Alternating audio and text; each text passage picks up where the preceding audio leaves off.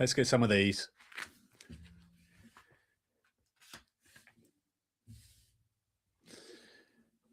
Hello, yes, once again, Friday, it's 12 o'clock. We know what that means. It's the Get Hired LinkedIn Live. Welcome to everybody. And yes, indeed, we're in a slightly different looking studio today. So there's something a little bit different about it. We put a few different bits. Let me know how that is. I hope everybody is well, and I hope everybody is doing well in your job search if you're still going out there, but also in terms of just life in general. I feel a lot better because it's spring. Well, it is definitely here. The sun is out. It's a little bit warmer, and so I know it's going to certainly improve as we go along. As ever, say hello to each other. Make sure you introduce yourselves, whether you're coming live, and we're not just on LinkedIn, but we're also going live on YouTube. We also go live on X or Twitter if you prefer.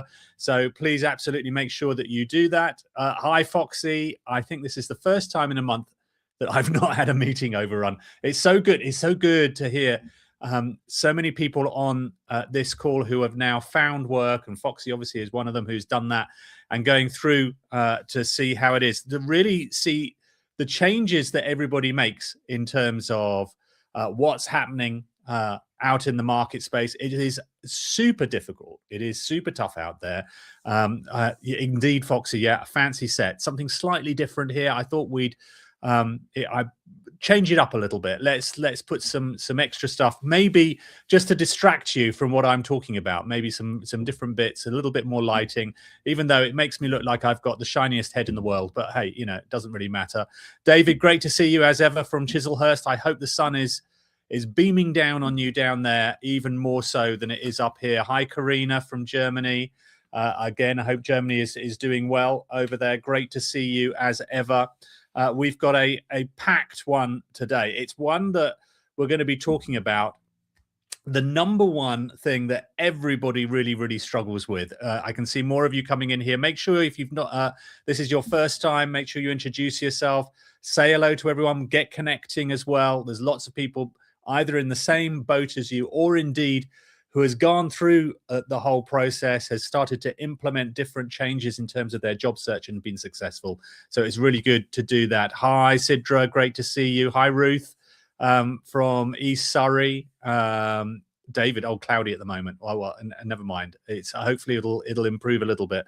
I am desperate for the sun to come out, even if it's just a little bit. I'm happy, but can't wait until the summer to actually go and get some heat on us as well. I really probably should be traveling, but perhaps with the way the world is, traveling's a little bit off the agenda for a couple of weeks. But you know, hey ho. Anna from Portugal, great to see you as well. Welcome here.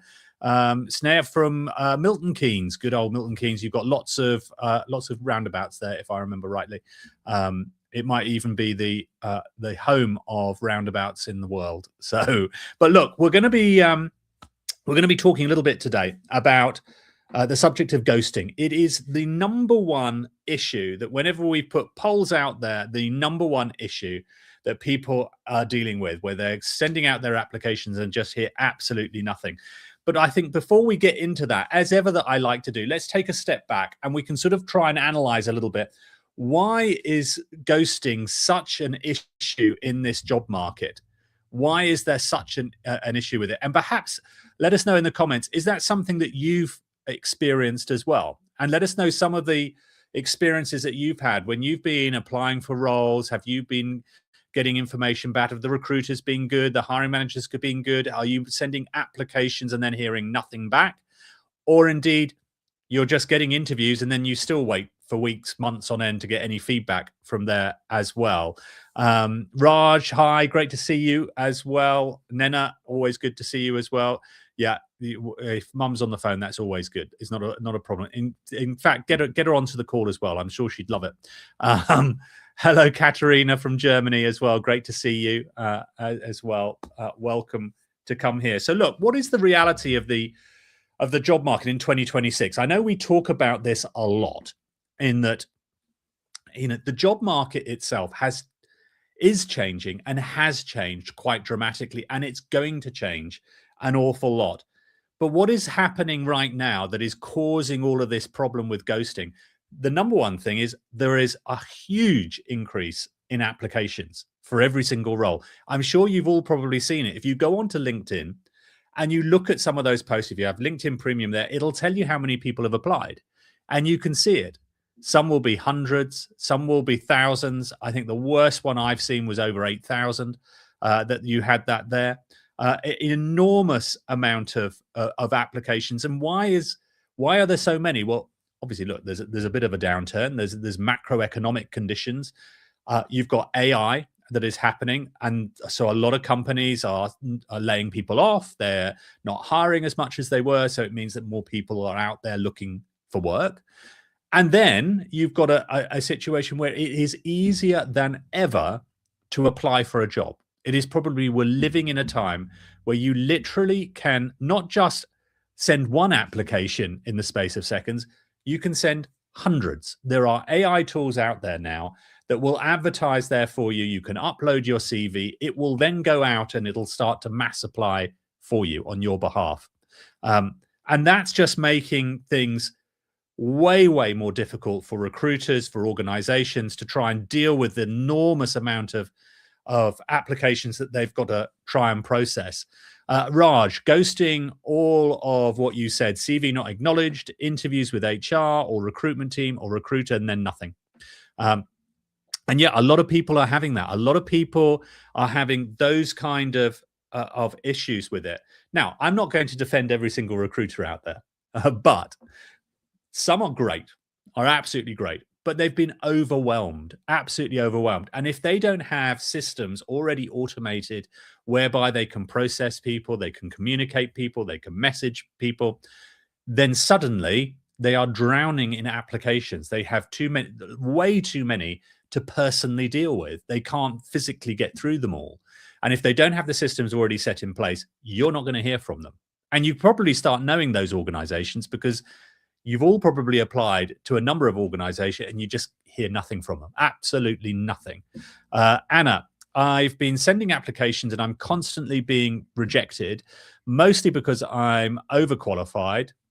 That old chestnut, where we've done a whole session on that one, or a lot of AI refusals. I've had in the last 3 to 4 months been interviewing, and processes took 3 months. So there's a lot happening in this realm where you don't know what else or how else to get a job. I mean, absolutely, Anna. I think there's a lot of really difficult situations there. One good thing is, look, at least you're getting messaged to be rejected. It's not fun, but at least you are.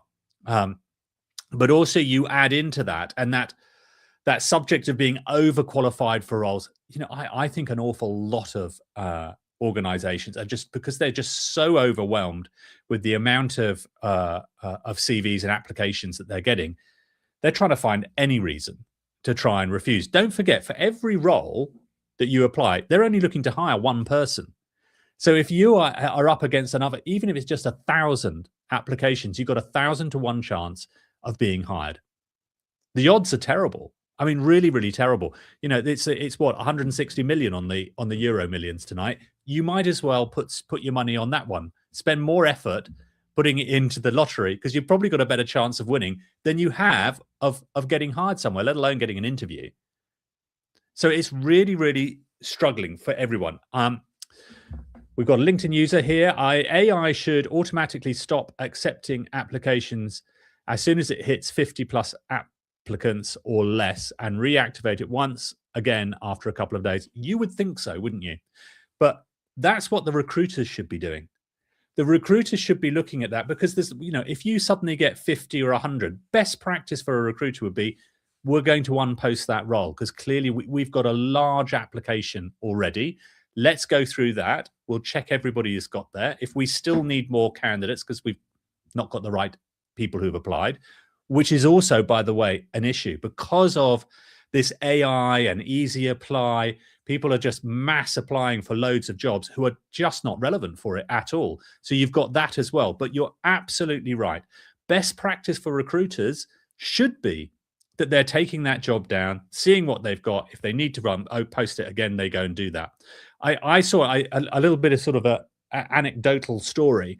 I saw a post on LinkedIn maybe around about 7 months ago.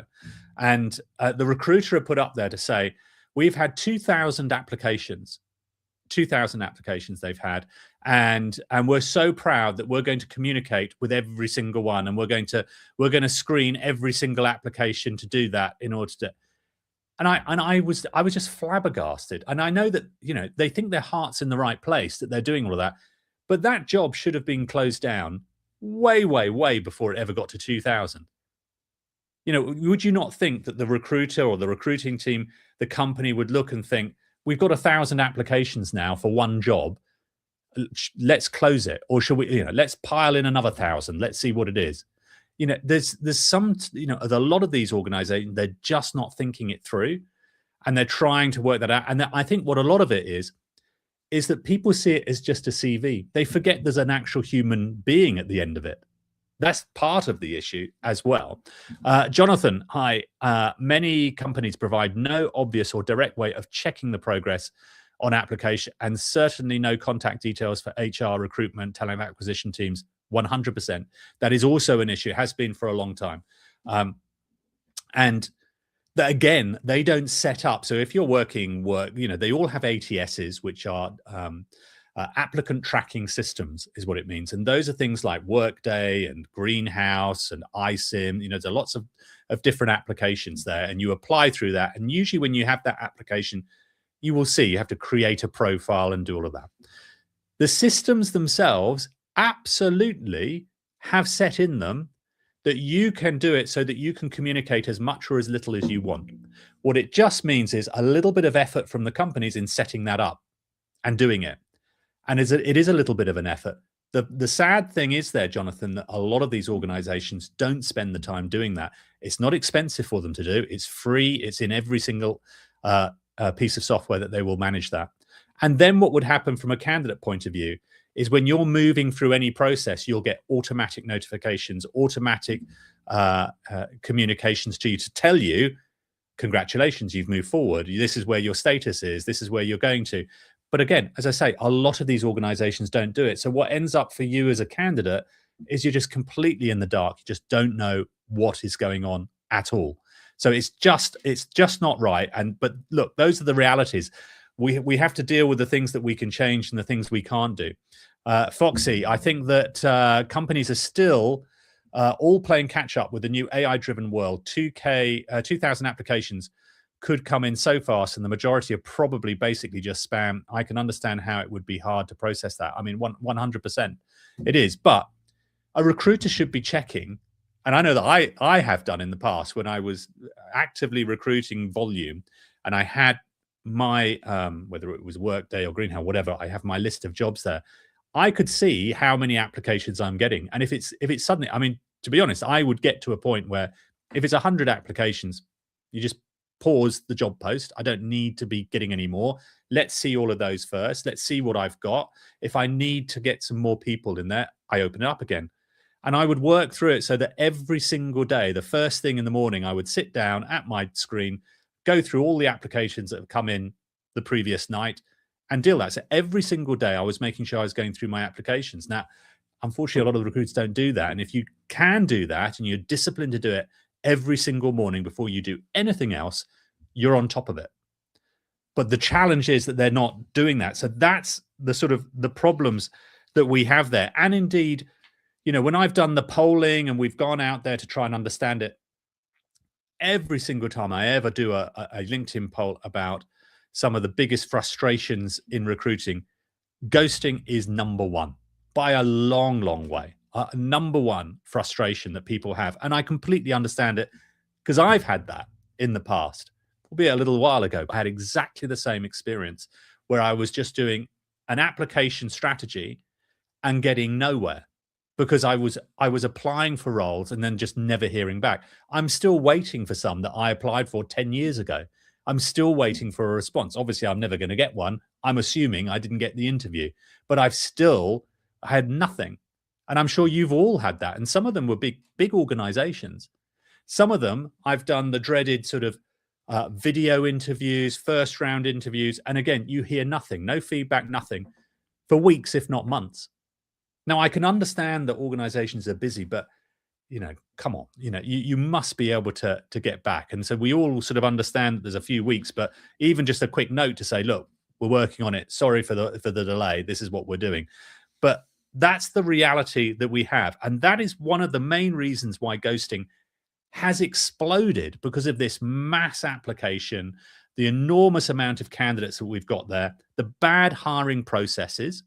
So hiring processes have just got worse, and they've become even more obvious in the field that we have, where you've suddenly got a mass of applications. So more and more people are prone to this.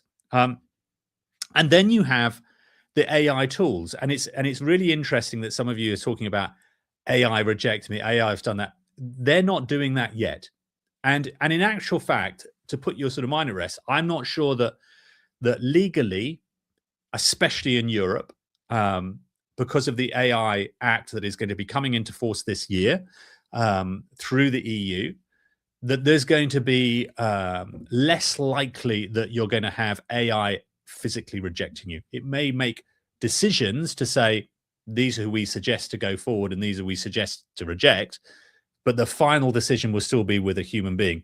You may not still get a communication from it, but that's probably what's happening.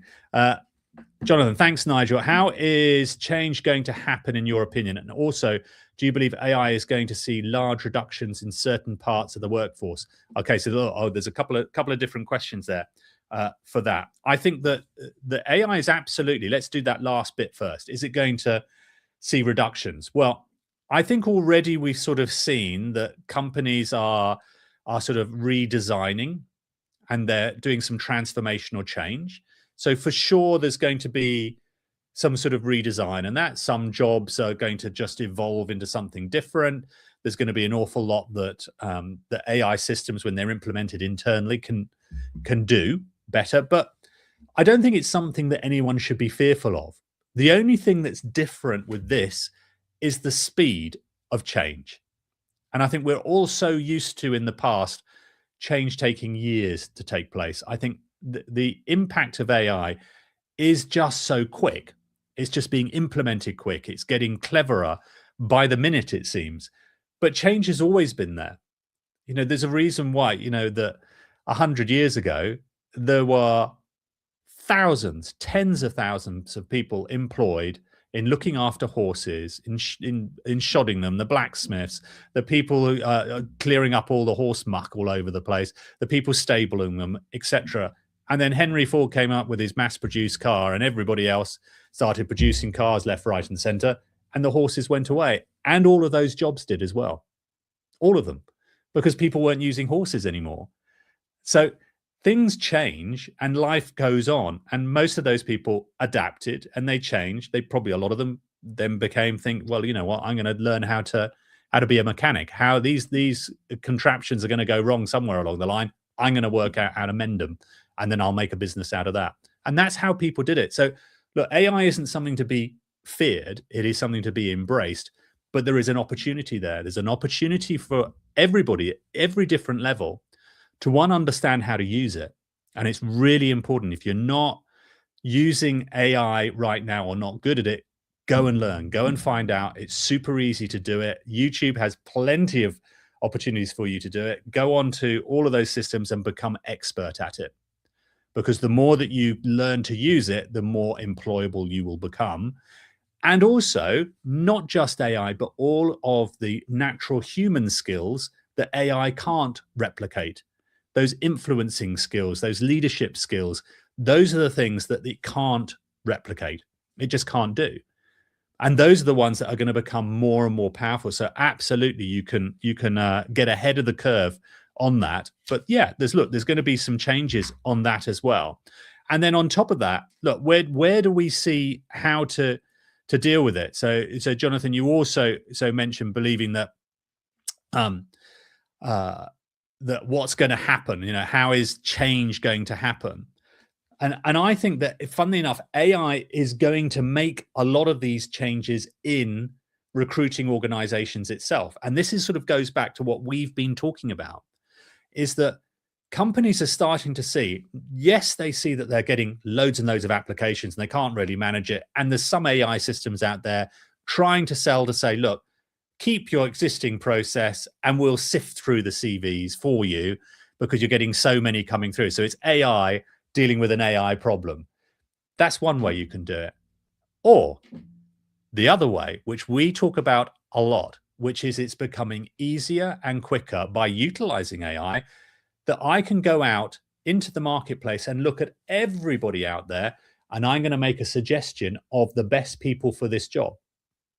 So in reality, what it's almost down to is you don't need to even put a job post up.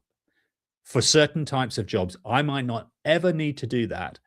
Go on to something like LinkedIn Recruiter, utilizing their AI hiring assistant, and I will find that person.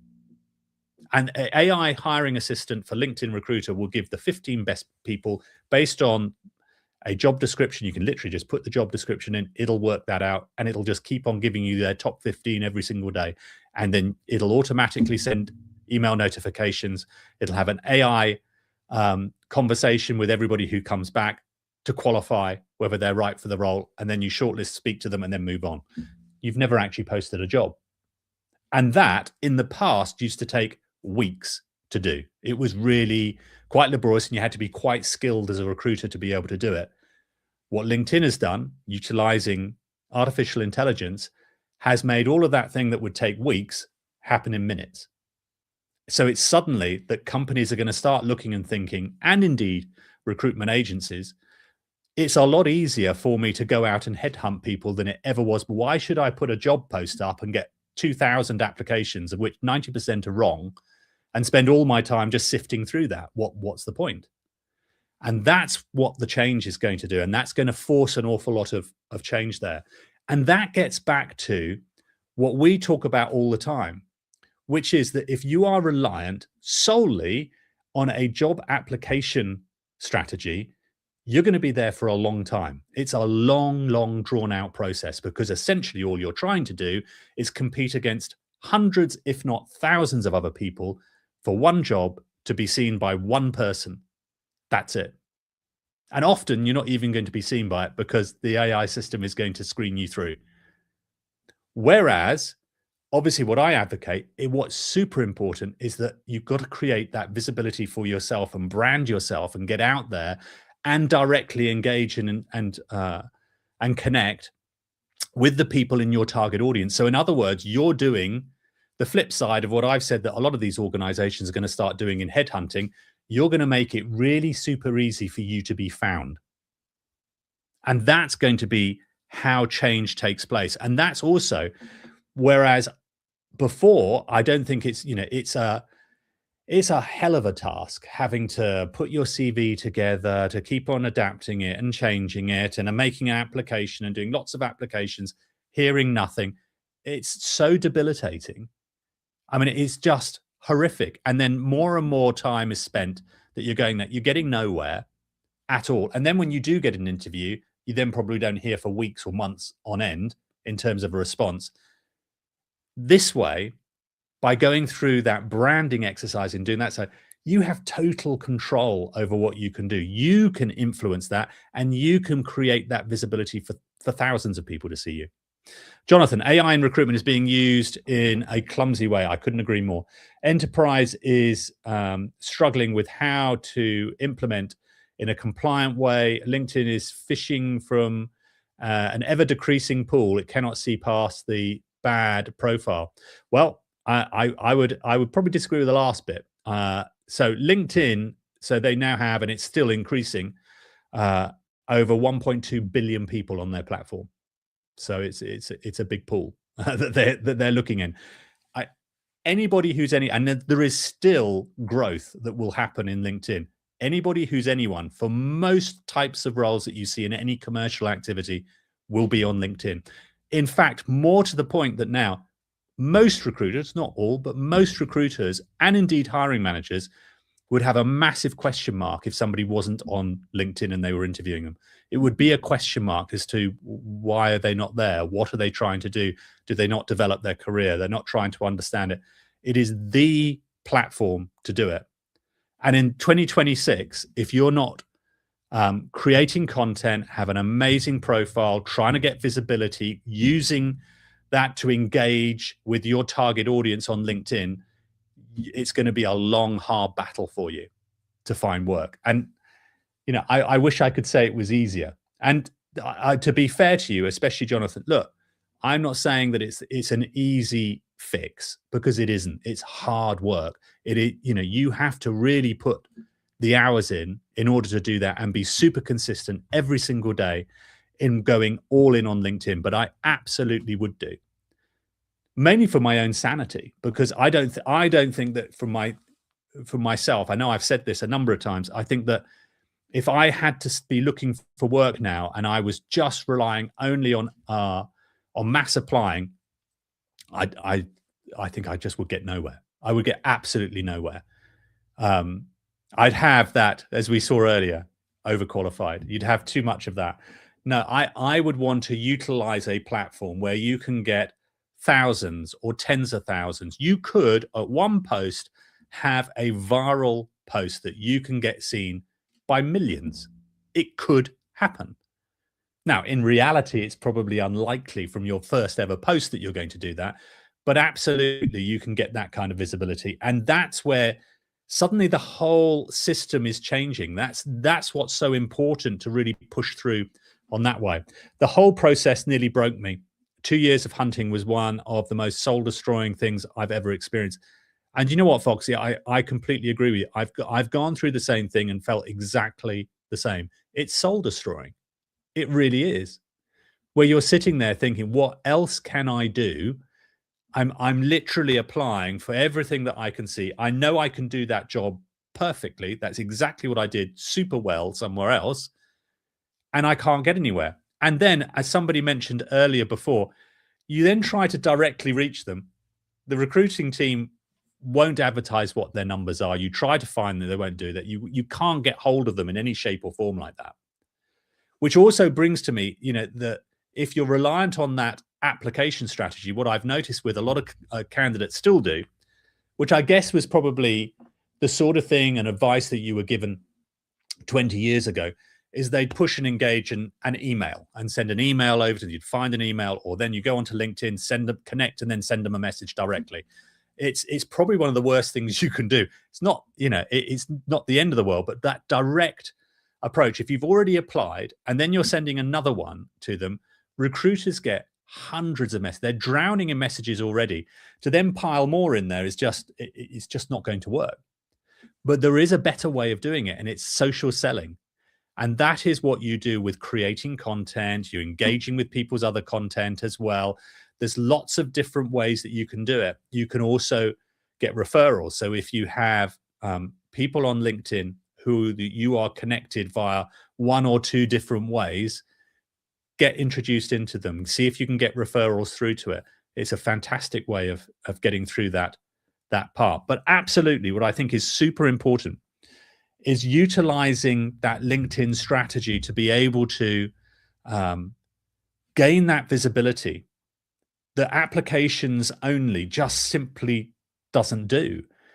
And it's a tough one, I think, for a lot of people to really get their head around. This is what these ghosters forget. The human waiting for a response, the mental toll that this can have on people, it is breaking people. I mean, completely right. I think there's an awful lot that I think that people don't realize, and it's probably quite easy to see when you just see pieces of paper virtually, CVs coming through. You don't realize exactly that, Ruth, that it's a person behind every single one. There is a human being there with their own trials and tribulations. They've got their own rent, mortgage, they've got kids to pay, they might have bills to pay, they might be behind on stuff, whatever it is, they're looking and seeing that their savings are just being eroded away simply for trying to live, and they're trying to find something. And absolutely, I'm a great believer in the recruiting organizations, both in-house and the actual agencies, have a duty of care to do that, to be able to communicate. And even if it's just a short one, they should do that, and absolutely should do that. And remember, it is a person. I think that every candidate understands not everybody can get hired for that role. If you've got, several hundred people applying for it, you're not, we can't hire everyone. But I think that what people want, and they can understand and they can accept the fact that I'm not quite right. I've made a decision. It's not, this is the person we're preferring. We sort of understand that, but it needs to get that. But I think that's why it's so important to engage in other ways other than just relying on applications.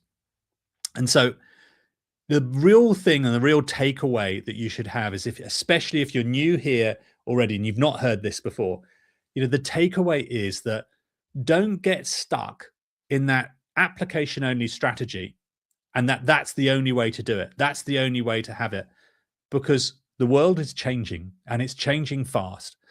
A lot of jobs, and it can range anywhere between 30% to 60% of roles that are ever hired for are never advertised. You will never see them. They're never posted. And it's for a lot of different reasons. It could be they've just not been approved yet and they're just sort of looking and then they just happen to find somebody, or it can be ones that are confidential, or it can be that they've decided to do a headhunt only strategy. They're not going to job post anywhere because they don't want to have thousands. They've had a bad response from it that way. There's lots of different reasons why. And if all you're doing is just applying for jobs, you're forgetting about all those other roles as well. And the way that people are being hired for those roles are 100% by being seen or being referred to. So they're having a recommendation, they're being seen by the hiring manager. And that's what's so powerful about LinkedIn. And I say all this, bear in mind, I don't get paid anything from LinkedIn to say all of this. I should do. I should be sponsored by them, but I'm not. I do this because I just believe wholeheartedly that tool, for the moment, is exceptional. And there is basically no competitor. And they sort of know that, but they are the incumbent in that market. There are lots of sort of smaller ones in different countries, whether it used to be Zing in Germany, where that sort of diminished an awful lot as LinkedIn has just exploded across even those markets as well. But it dominates that market and continues to grow, and obviously has the power of Microsoft behind it in order to continue to develop that platform. And that's why, coming away from this, that what the best thing that you can do, first of all, look at your profile, understand what that profile is. Is it selling you and what you can do and the value you can bring? Because that's your landing page. That's what you want to try and drag everybody to come and look at that. That's what you have to do. Can it see really simply from your about section, from your banner, what it is that you do and how you provide that? And that's the first thing. So coming away from this session, the number one thing you should do is absolutely do an audit of your LinkedIn profile. Make sure that it is determining what it is that you can do. Don't just do it as, I'm just going to mirror my CV. That's not what it's about. It's far more than that. It's a CV, it's a cover letter, it is everything rolled into it, but it's your shop window. And you want to try and get people to come and get eyes onto that. And then the next bit that you have to do is to then create that interest into it. And the ways that you can do that is by creating content. And that is either commenting on other people's posts. That is an amazing way of dragging more eyes into your profile. The first thing that someone will ever do when they see a really good comment that somebody's put against their post is think, who's that? Who's this Nigel Gordon-Johnson? I'm going to click on them. Let's go and see them. And they'll click on your profile. And then what's really important is that and funny enough, somebody mentioned this to me the other day. They said, I've been doing all of this, absolutely creating my posts, doing comments, and I'm getting lots of profile views, but people haven't reached out to me yet. And I asked them and said, have you reached out to them? You can see who it is that's viewed you. Have you connected with them? Have you started going back onto their posts and re-commenting and doing something else? And they said, no, I haven't. And I said, well, you've got to keep on. It's not a magic wand that you just do that. They come and look at your profile and then suddenly they're going to speak to you. Some of them will, but absolutely, you still got to then keep on connecting, keep that conversation going. That's what's so important to do it. And that's what makes a real massive difference for it. And most importantly, I know we talk about this a lot in a lot of these sessions about who and the eyes that you have on there. What's really important is you want to get the eyes onto your profile that's right for you, is that you want your target audience. So it's really important that when you're commenting and you're creating posts, you're doing it for your target audience. So once you've done everything in terms of your profile, it's really important to go and identify who it is that you want to engage with. Who are the people you want to try and attract onto your profile? And those people that you want to have to do that are going to be the people like the competitors in your industry. Who were the main competitors that you used to have for your current role, the one that you did before? Who are the movers and shakers in that? Who are the people who own the business? Who, if you're in sales, who are the sales directors, the sales managers, the peers, the people who are doing the same bit? Go and find them, connect with them. It's all on LinkedIn. You can see them all. You can connect with all of these different people. You can follow them, connect with them, and engage with their content as well. Not all of them will be creating content, but a lot of them will. Make sure you follow those companies as well, because in following the companies will also get you seen and appear in the screenshots for recruiters as well. Nena, I posted a rant about a loose women's segment while at Mum's. Over 12,000 impressions. Wow. Lots of profile and followers. I'm connecting with people in creative industry. It's still going strong. Amazing. I mean, I love that. And what an amazing. And I have to say that also, Nena, I've loving your videos. You're starting to do all of that and being you. And that's, your authentic self, really personal.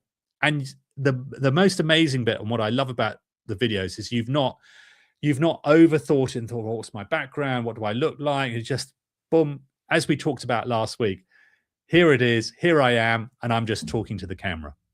And that's exactly what will make a difference.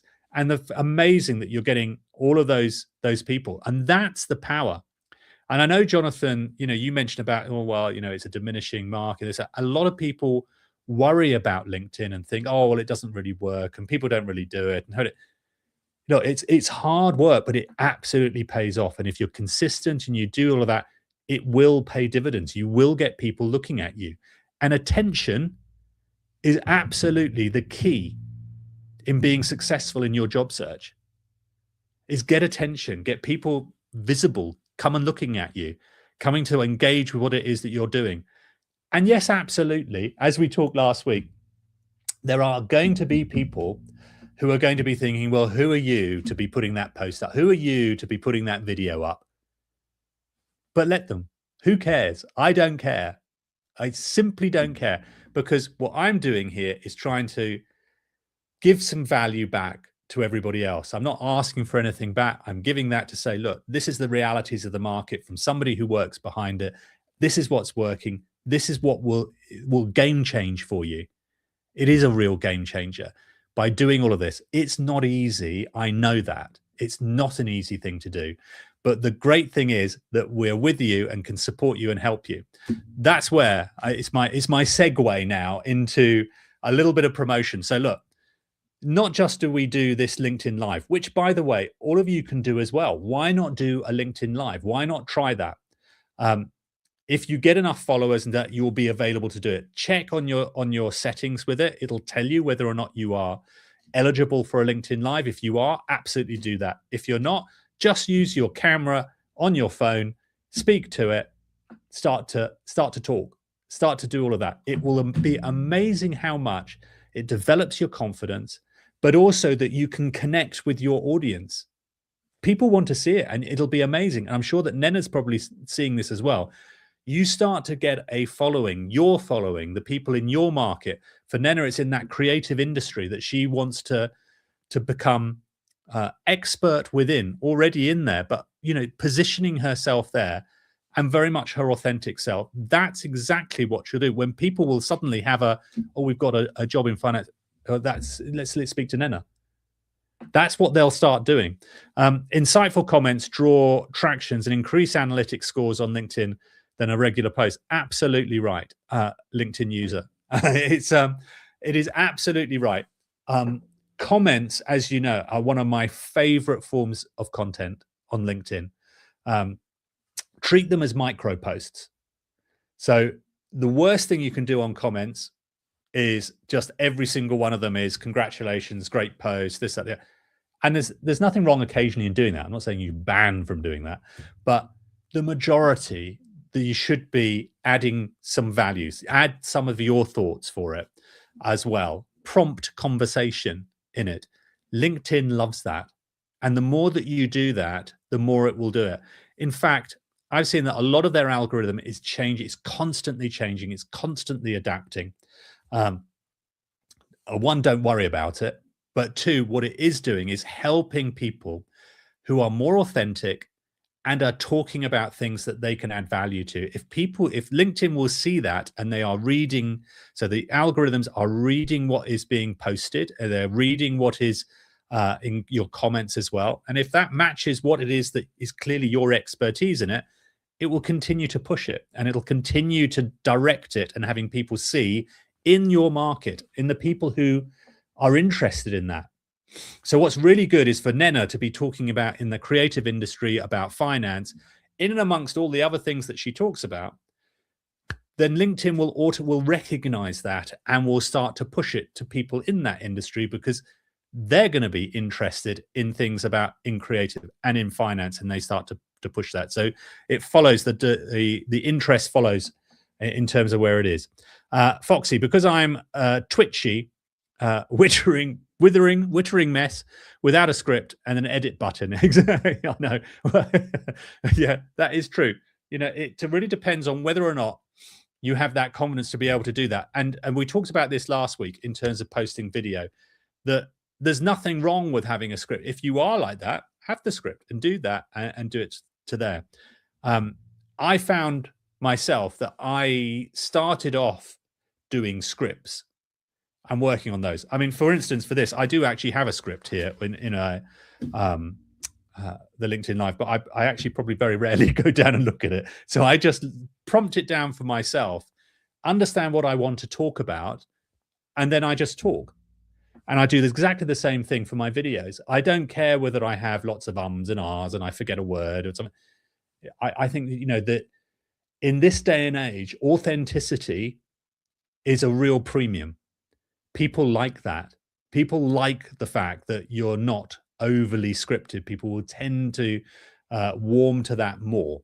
And the evidence is across all of these platforms, whether it's TikTok, Twitter, LinkedIn, etc. When video content, the more authentic it is and the more natural it is, the more likely it is that it will then be pushed, it'll be liked, it'll be followed, it'll be commented on, etc. So it's really important to try and do that. So look, we are, as ever, we're slowly coming to the end of our session. Look, I've got one more bit. I'll actually refer to my pieces here. There's a couple of bits that I wanted to do in wrapping this up. So first of all, is that if you've not already joined the Get Hired community, we have a circle community there, which gives opportunities for you to ask questions, to get support from each other. Please do. James will put the link in the comments. If you've not already joined there, please do on that. We are going to be opening up more and more Q&A sessions for it as well. Now that we've got the fancy pants bits on the outside with a few lights and a few bits in here, we're going to be doing more sessions in this, going live in lots of different types of formats, both in the group and outside of the group, in order to try and get more of your questions heard. What this session in this weekly LinkedIn Live is very much about particular focuses, and we talk about me talking to screen, and I'll try and pick up some questions as we go along.